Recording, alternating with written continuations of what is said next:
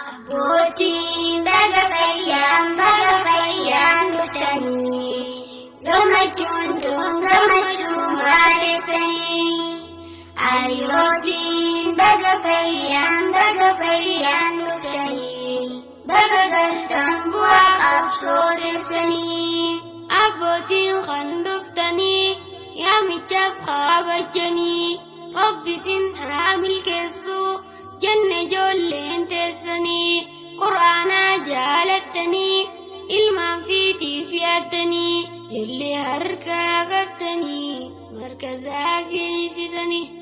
Har'a ijoolleen baratte Qur'aana haafatnaani isin nuun laffaatanii dafqa keessan buuftanii. Har'a wajjin gammannee bu'aa laffaatiisanii. Salaam jennaan ijoolleeni. Harmi umrii dheeradhu galataallee harkadhu milki jiruuf jireenya Qur'aanaan nu jaaladhu. Bu'aa Qur'aana ilmaan diiniif kannadhu. Ijoolleen Qur'aana bartee haadhaaf abbaa jaalatte. Ijoolleen Qur'aana dhiiftee haadhaaf abbaa darbatte. Yaada ilma horkattee ilmoon itti jallatte. Qur'aana irraa hambiftee maali bu'aan harkattee.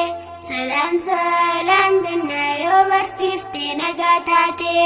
Qur'aanas yoo baratan ijoollummaan jalqabanii. Ijoollummaa waa barachuuf markazumaa geessanii. Jeessitee narraa nafin na hordofii harmeeni. Jeessitee narraa nafin na hordofii harmeeni. Abbootiin baga fayyaan dhuftanii gammachuun maaddessanii. Ayyootiin baga fayyaan dhuftanii baga galtan bu'aa qabsoodessanii. Abboonnis galatoomaa kan nurraa laffaatanii nu gammachiisuuf jecha isirraa koogartanii. Bu'aa laffaatiisanii yoo harkachuu feetanii ilmaan hankee argadhu akka jiinsiif barani. Ilmaan itti laffaate qisaasaalleen godhini. Wanni naabiin nun ja'an ilmaan heddummeessuuni. Ilmaan qaraarra ooltu ja'een harraan sayini. Itti siyaadii jechuudha ilmaan ergaa hortanii. Salaam jennaan ijoolleeni. Gahee nurraa dhaabbachuu wallaalaa irraa rakkachuu. Bara dhuufaa fi dabraa wallaalaa irraa rakkachuu. Ati qaafnaa barachuu garra ilmaan hortanii babbareedduu hiikkachuu. Ilmaan nu horra keessaa meeqa Qur'aana haalchuu. Heddumminaan lakkoofsaa dhiisiif irraa himachuu. Wanni abboota irraa feenu jiru laachuu tolfachuu. Ilmaan hortan martinuu jiru laachuu tolfachuu. Akka keessan sandinnaa manguddummaan batachuu. Ilmaan barnoota hin qabne dhiisaadhaa lakkaawwachuu.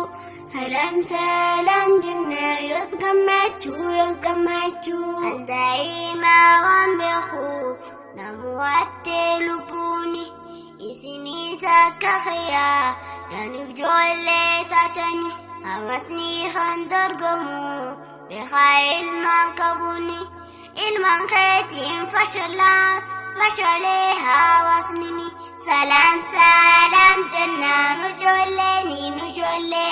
Abbootiin baga fayyaan dhuftanii gammachuun maaddessanii.